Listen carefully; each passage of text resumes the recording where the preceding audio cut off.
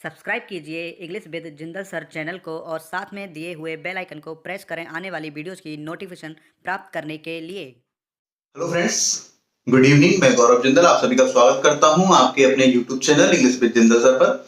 आज की इस वीडियो में हम पढ़ेंगे एजुकेशनल साइकोलॉजी की एक थ्योरी जो डेवलपमेंट से बिलोंग करती है और ये है पियाजे theory of cognitive development. Cognitive का मतलब होता है ब्रेन, ठीक है। ब्रेन से रिलेटेड जो थ्योरी कही जाएगी वो होगी कॉग्निटिव, ठीक है। तो साइकोलॉजिकल लैंग्वेज में ब्रेन को कहा जाता है कॉग्निटिव, ठीक है। और कॉग्निटिव के अकॉर्डिंग ही, कॉग्निटिव थ्योरी के अकॉर्डिंग ही ब्रेन का एनालिसिस किया जाता है। जीन पियाजे जो है एक स्विस साइकोलॉजिस्ट है, यानी स्विट्जरलैंड के ये निवासी हैं, ठीक है। कई बार क्वेश्चन पूछा जाता है साइकोलॉजिस्ट को लेकर के कि वो कहां से बिलोंग करते हैं, तो ये स्विट्जरलैंड से बिलोंग करते हैं, ठीक है। अकॉर्डिंग टू पियाजे all children pass through 4 distinctive stages of cognitive development. पियाजे के अकॉर्डिंग जितने भी बच्चे हैं वो सब 4 स्टेजेस से गुजरते हैं, यानी कि उनकी लाइफ में 4 स्टेजेस देखने को मिलती हैं, जिनमें फर्स्ट है सेंसरी मोटर स्टेज जो बर्थ से लेकर के 2 इयर्स तक होती है, एंड सेकंड है प्री ऑपरेशनल जो 2 इयर्स से लेकर के 7 इयर्स तक रहती है। देन है कॉन्क्रीट ऑपरेशनल, कॉन्क्रीट को हम इनफॉर्मल भी कहते हैं, ठीक है। कॉन्क्रीट ऑपरेशन जो है 7 to 11 इयर्स रहती है, एंड एब्स्ट्रैक्ट ऑपरेशनल स्टेज जो है वो 11 साल से लेके एडल्टहुड, यानी कि कह सकते हैं कि जब तक इंसान समझदार रहता है तब तक ये स्टेजेस उसकी चलती रहती है। एडल्टहुड का मतलब हम उनकी लाइफ स्पैन जो है पूरा कंप्लीट एज जो है डेथ तक भी मान सकते हैं। अब इसके बाद बात आती है कि इन स्टेजेस में ऐसा क्या होता है जिसके थ्रू पियाजे ने एनालाइज किया है ब्रेन के स्ट्रक्चर को, कि किस प्रकार कोई बच्चा अपने आप में एक डेवलपमेंट फील करता है, किस तरह से उसका डेवलपमेंट होता है, क्या करने में वो एबल हो जाता है इस एज पर और क्या नहीं कर पाता है। तो वही चीजें देखते हैं। चलिए, पहली जो स्टेज है वो है सेंसरी मोटर स्टेज। अब इसमें होता क्या है, ये चीज आपको इसमें समझनी है कि सेंसरी का मतलब होता है सेंस, ठीक है। तो जितने भी सेंस ऑर्गन हैं, जैसे टच करना, फील करना, सुनना, देखना, ये सारी चीजें जो हैं वो किस में आएंगी, इसमें। अब इसमें बच्चे के जो सेंस ऑर्गन्स हैं वो क्या है, एक्टिवेट हो जाते हैं 8 से 10 महीने की एज पर। जब वो 8 से 10 महीने का होता है उस समय पर उसकी जो सेंस ऑर्गन है वो एक्टिवेट हो जाते हैं, और इस टाइम पर जो चीज है उनको वो देख करके या इस तरह से पता नहीं लगाते हैं कि इसका नाम क्या है क्या नहीं है, वो केवल उनको ग्रैस्प करके, पकड़ करके, उनको टच करके बता सकते हैं। यहां पर हम चीज देखते हैं कि जो बच्चे हैं ये डिफरेंस नहीं देख पाते हैं, डिफरेंस नहीं देख पाते चीजों को। मान लो कोई ऐसी चीज है जो एक रैट, एक चूहे की आकृति की है, ठीक है। तो बच्चा क्या है, अगर वास्तव में कोई रियल रैट भी आ जाता है, रियल माउस आ जाता है, तो उसको भी वो वही चीज समझ करके क्या कर लेगा, पकड़ लेगा। जबकि हम इस एज पर आकर के अगर चूहा आसपास से गुजरता है तो उछल जाते हैं, अगर पैर के ऊपर से अगर चूहा आ जाए तो उछल जाएंगे हम, लेकिन वहां पर बच्चा जो है वो उसको पकड़ लेगा। कोई कीड़ा मकोड़ा अगर जमीन पे रेंग रहा है तो बच्चा उसको पकड़ने की कोशिश करेगा। यही होता है हमारे सेंसरी मोटर स्टेज में, कि बच्चे में डिफ्रेंशिएट करने की जो पावर है, जो एक स्किल है वो नहीं होती, वो चीजों में डिफ्रेंशिएट नहीं कर पाता है। क्लियर हो गया यहाँ पर। फिर सेकंड स्टेज है प्री ऑपरेशनल। प्री ऑपरेशनल जो है ये हमारी चलती है 2 साल से लेकर के 7 साल तक। 2 से 7 साल की जो एज होती है इसमें प्री ऑपरेशनल जो स्टेज है वो होती है। प्री ऑपरेशनल में क्या होता है कि बच्चे की जो लॉजिकल थिंकिंग है वो नहीं होती है, यानी कि वो लॉजिकली चीजों को नहीं सोच पाता है कि ये सही है या गलत है, या इसमें कुछ चेंजेस हुए या नहीं हुए, वो सारी चीजें उसको दिखाई नहीं देती हैं। दूसरा प्री ऑपरेशनल में एक तो होता है क्वेश्चन, तो ये क्वेश्चनिंग बिहेवियर देखने को मिलता है, बहुत ज्यादा क्वेश्चन पूछे जाते हैं इस एज पर बच्चों के द्वारा। कोई भी चीज होगी तो आपसे बच्चे बार बार क्वेश्चन करेंगे, ये क्या है, ये कैसे हुआ, ये कहाँ है, कैसे है। तो इस टाइप के आपको क्वेश्चंस काफी सुनने को मिल जाएंगे अगर आपके घर में ऐसा कोई बच्चा होगा तो। अब लॉजिकल थिंकिंग जो है उसको पियाजे ने किस तरह से बताया कि मान लीजिए कोई क्लासरूम है, ठीक है, कोई भी क्लासरूम है और उसमें क्या है, ये टेबल्स लगी हुई हैं, ये टेबल्स लगी हुई हैं इस तरह से, ठीक है, डिवाइडेशन हो रखा है वो, मान लीजिए ये टेबल्स लगी हुई हैं यहां पर। अब यहां पर स्टूडेंट बैठे हुए हैं, स्टूडेंट्स बैठे हुए हैं।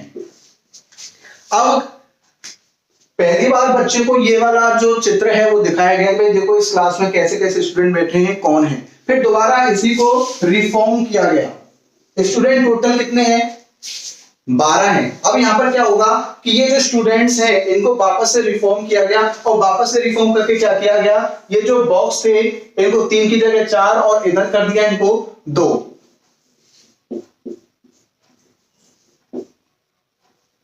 यानी कि अभी इधर की साइड में 4 बैठ गए और इधर की साइड में कितने हैं?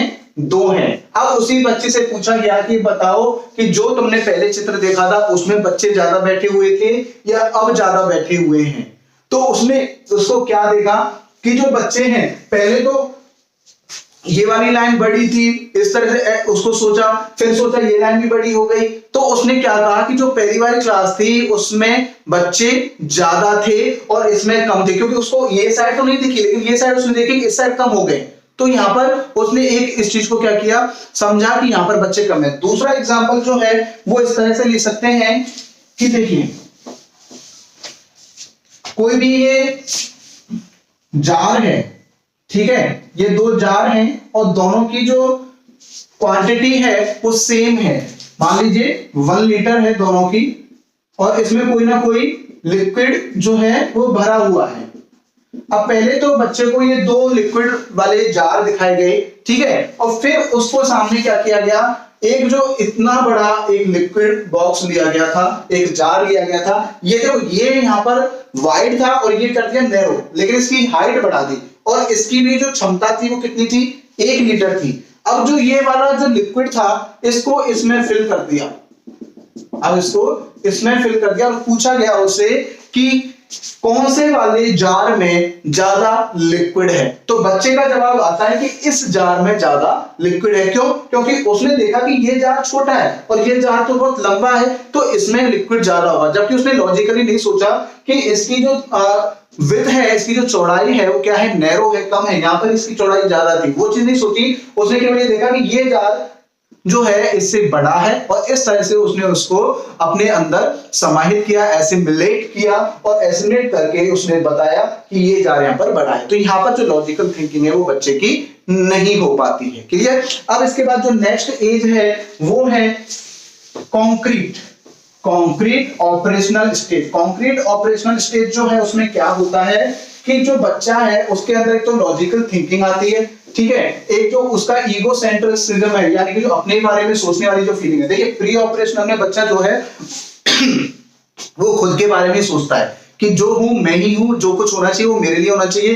पापा कोई खिलौना लेके आए तो वो मेरा ही है, मेरे छोटे भाई का नहीं है, मेरे बड़े भाई का नहीं है, वो मेरा ही होगा। तो ये जो एज होती है प्री ऑपरेशनल, इसमें बच्चे का इस प्रकार का बिहेवियर दिखता है। जबकि कॉन्क्रीट में बच्चे का जो बिहेवियर है वो चेंज हो जाता है और बच्चा क्या होता है, थोड़ा सोचने समझने लगता है चीजों को। उसको लगता है कि जो चीज घर में आई है वो सभी के लिए। तो यहाँ पर लॉजिकल थिंकिंग जो है वो बच्चे की आ जाती है, ठीक है। तो यहाँ पर ये चीज आपको देखनी है। ये कौन सी स्टेज पढ़ रहे हैं हम? 3rd स्टेज पढ़ रहे हैं,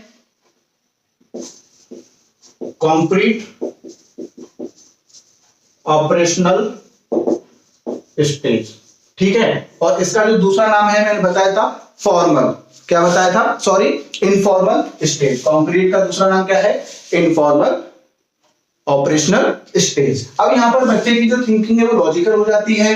जो उसका ईगो था, सेल्फ सेंटर जो था वो उसकी क्या हो जाती है, एंडिंग हो जाती है, यानी कि वो खत्म हो जाता है। सेल्फ सेंटर जो है वो फिनिश हो जाता है, एंड हो जाता है, उसमें ये जो भावनाएं होती है वो नहीं होती है। यहां तक चीजें क्लियर हो गई है।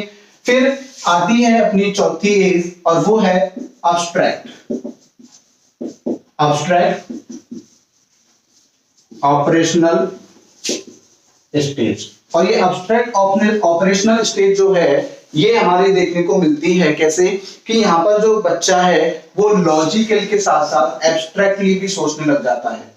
यानी कि अब वो चीजों में डिफरेंस तो करना सीखता ही है, साथ में जो एब्स्ट्रैक्ट चीजें होती हैं जिन्हें हम देख नहीं सकते, छू नहीं सकते, इन चीजों में भी वो क्या करता है, डिफरेंशिएट करने लग जाता है। इन चीजों को भी सीख जाता है। एंगर क्या होता है, हेट क्या होता है, लव क्या होता है, ये सारी जो फीलिंग्स हैं उनको वो यहाँ पर सीखने लग जाता है। उसका यहाँ पर डेवलपमेंट इस विकास इस क्षेत्र में हो जाता है कि वो अब चीजों को अपने दिमाग के साथ साथ अपने मन से भी करने लग जाता है। तो ये चीजें जो है पियाजे ने अपनी स्टोरी के अंतर्गत बताई हैं। आई होप यहाँ तक आपको सारी चीज समझ में आ गई हो।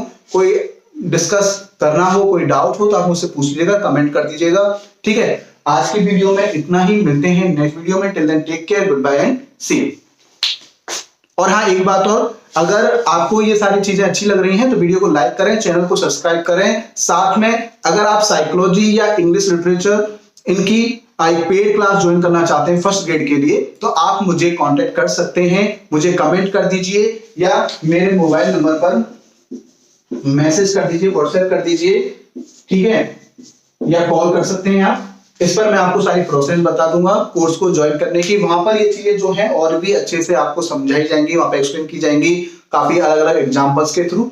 ठीक है, चलिए, टेक केयर, सी यू।